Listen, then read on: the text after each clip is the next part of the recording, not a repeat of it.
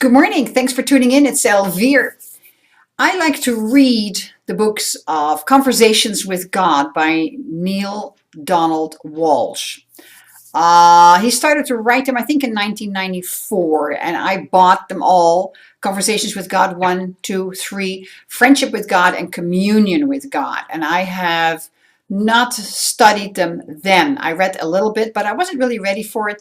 But a couple of months ago, 5, 6 months ago, I felt I needed to pick up the books again, and I have been devouring them. Right now, I am in the Communion, which is all about the illusions of life. Anyway, what I learned also, apart from the conversations with God, is that we all can have conversations with God. We can all write down on paper. This is what Neale did because he was so desperate that he started to write a letter to God, and lo and behold, he got downloads and he got answers and explanations. And that's what these books are all about. They're magnificent. They're no different than what happened to all those magnificent people who wrote the Bible, who got all the downloads for writing down the Bible. A lot of it was channeled through them. So I got an epiphany this morning because one of the things that we humans have a challenge with is truly accepting in the depths of our being that we are one with God. We hear that we're made in the image and likeness of God. No, it's actually we're made in the spiritual image and likeness of God. We are a part of God. We are poofed off of that's the Big Bang. We're poofed off of that huge energy that we call God. So compare it to taking a cup of water out of the ocean. That cup of water holds the same ingredients, the same qualities as the ocean. So we are poofed off of that humongous energy. And as it says in the Bible and in many other big books, other people have gotten the same message. We are made in the spiritual image and likeness of God, of the source of all knowing. So this morning I was having a conversation with God about belief in yourself. I had been looking for a better way to understand that whole concept, because even though I fully recognize and fully understand on one side that I am indeed part of God, I embrace that totally and am relying more and more on the guidance of Jesus and God.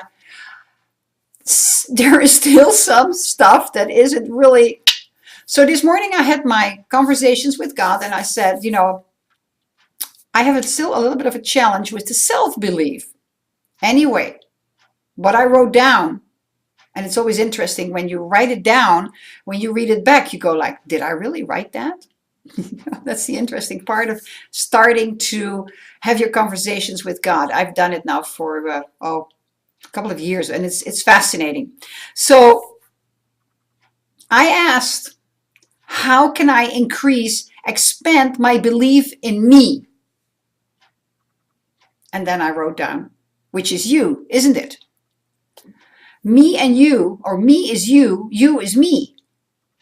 So when you connect the dots, that means, so if I don't believe in me, that means I don't believe in you, God. It's interesting how that came up, because I wrote a little bit further, because nothing that I think is mine, it is all yours. I get all the thoughts from the universe, from God. I am the flesh expression of God, the flesh extension of God. I am the expression of God.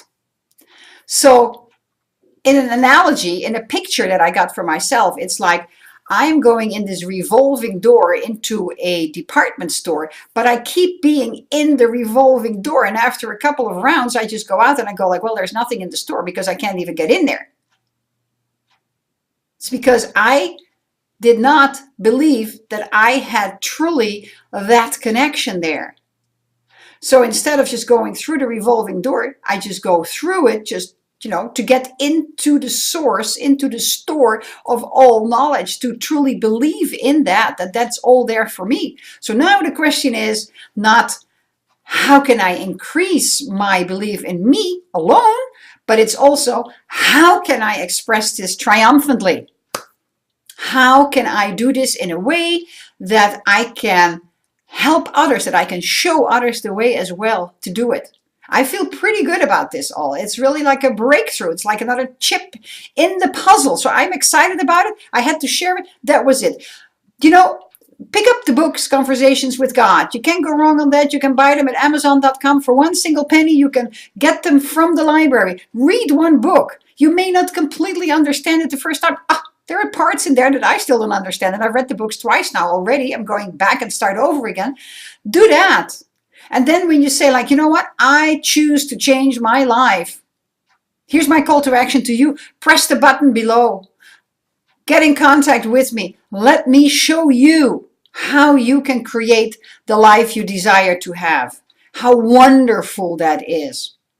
Click the button below. That's my call to action. Or just grab the telephone. That's another good thing. Call me. My number is there. It's my real number. But first and foremost, I would say, press the button. Find out what I'm doing. Find out how many mentors I have surrounded myself with who are giving everything of themselves to help us all grow, to help me and my partners, my colleagues grow. So I look forward to that. Hope you got something out of this. Leave me a comment below. I would appreciate that. Feedback is very highly appreciated. Have a wonderful day. Take care.